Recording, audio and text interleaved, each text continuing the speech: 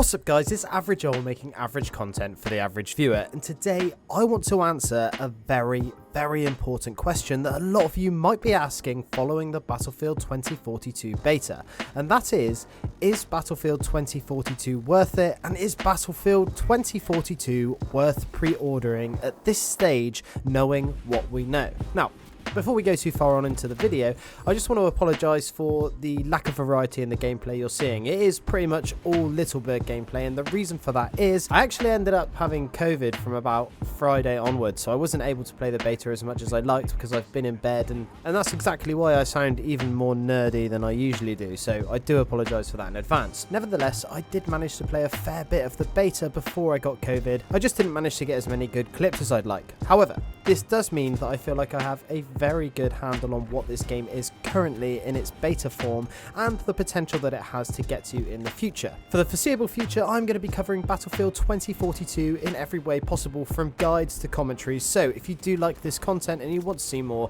then a like goes so far and it would be awesome if you'd subscribe. Okay, so let's get on with the video. Now, for the purpose of this video, I'm not going to go over the plethora of bugs that we have seen in the beta. I know that it is super frustrating and super annoying to encounter all of these bugs, but currently I'm of the mind that I'm going to give the devs the benefit of the doubt, and they have said that this is a very early build of the game, so hopefully all of this will be cleaned up by launch. For that reason, I don't want to go too deep into the bugs and all of these issues that we've had in the beta, and I want to focus more on whether or not this game is going to be worth your money in the long run. So I want to start off with talking about a few positives. Now, first of all, the most obvious point that I want to make is that Battlefield offers battles on such a huge, massive scale that you cannot get anywhere else in the first-person shooter space. There are other games that do a more milsim-esque style of gameplay like Hell Let Loose or Squad, where it's 50v50 on these huge epic battles, but those are very hardcore, and the learning curve of these games is often quite high. Now, if you want a more accessible, more balls to the wall and more crazy experience, then obviously Battlefield is the place to go.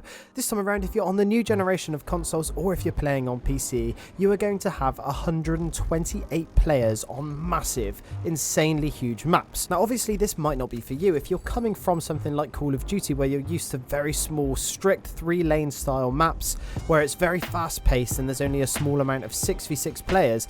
Then obviously these massive scale battles might not work for you. With that being said though, it's important to remember that although we only saw one map and one game mode, that being Conquest and Orbital, in the beta, you should actually expect to see a number of different maps and modes when the full game releases. That means if you do not like the whole idea of walking for ages to get from point to point in these massive open sandbox like maps, then there will be something for everyone. For example, a Battlefield YouTuber that I have personally followed for a very long time that goes by the name of Get Good Guy pretty much exclusively plays game modes like Team Deathmatch and Domination, with occasionally Breakthrough and stuff, and he tends to avoid the big scale maps and modes like Conquest that Battlefield is known for.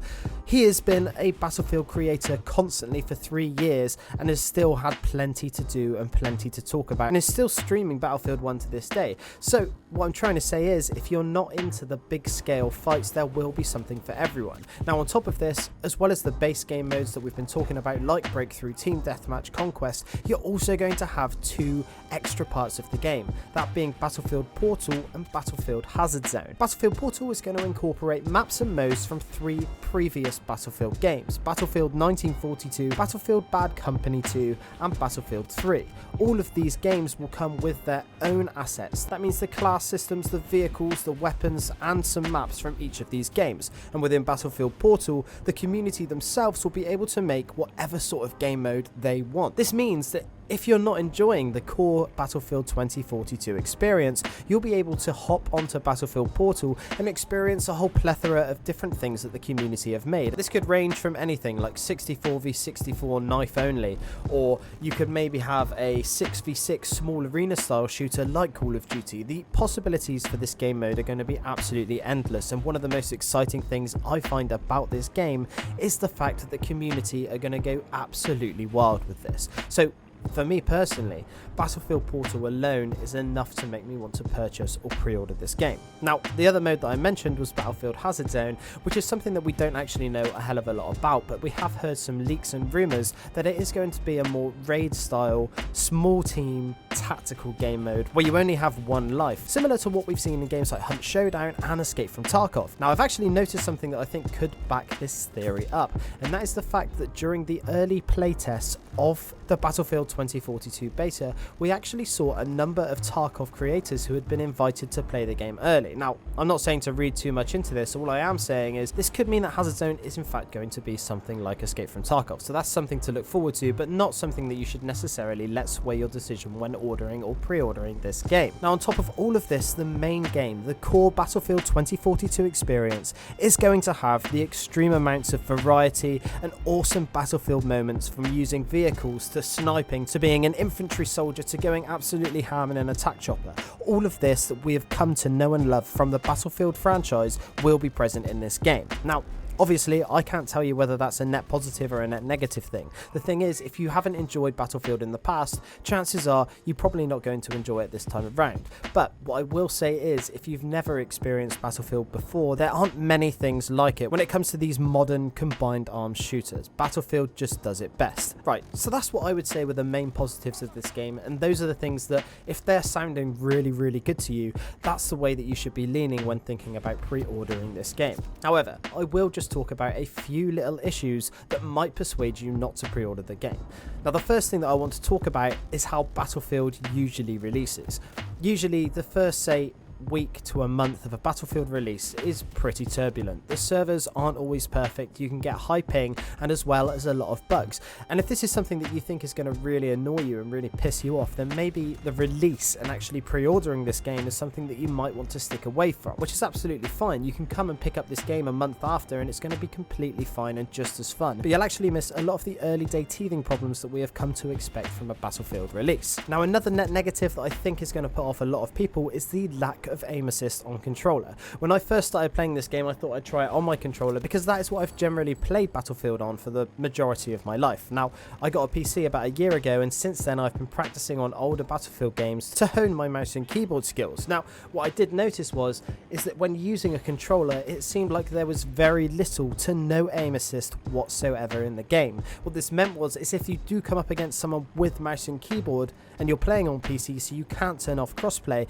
then the chances are they're going to beam you in the head from whatever range you meet them at. Whereas in the past, if you're on a controller and you have good aim assist and it's only against other players with controller, that's not so much of a problem. But because this game is going to be crossplay, it might be a little bit of an issue for you unless they fix this coming up to launch. Now, obviously, we don't know what their plans are when it comes to aim assist and the controller input, but as of right now, I really wouldn't recommend playing with a controller if you can play keyboard and mouse. The next big thing that I want to talk about that the community doesn't seem to like is the specialists. In the Battlefields of years gone, you tended to have 4 classes, like the medic, assault, engineer, support, recon, that sort of thing. Each one would have their own set of gadgets and their own unique role on the battlefield. However, this time around, that has been scrapped, and instead of that, we have a new specialist system whereby we're going to have 10 specialists at launch, and each one of these specialists is going to be loosely categorized into one of these original classes. The problem with this is that each team on the battlefield will have access to the same specialists.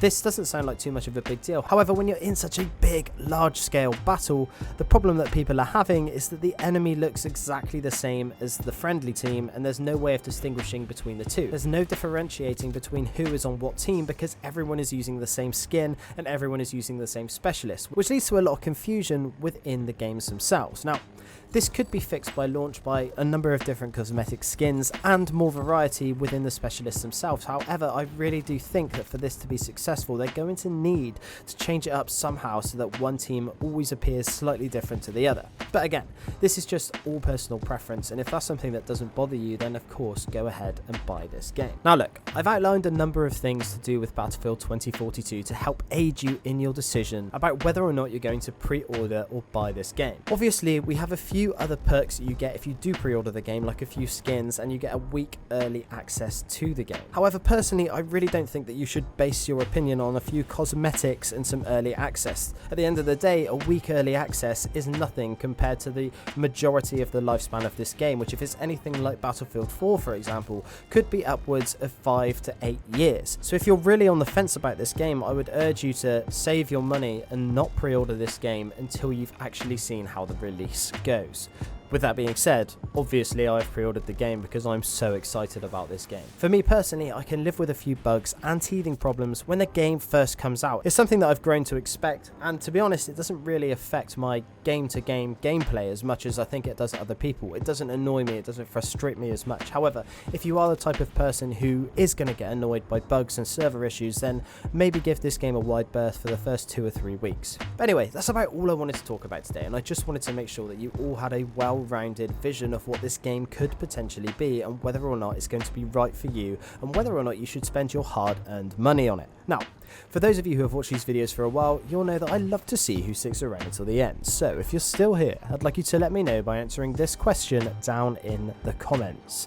Are you going to be pre-ordering Battlefield 2042? And if not, do you think you'll ever buy it? Anyway, that's it from me today. I'm Average Joel. Peace.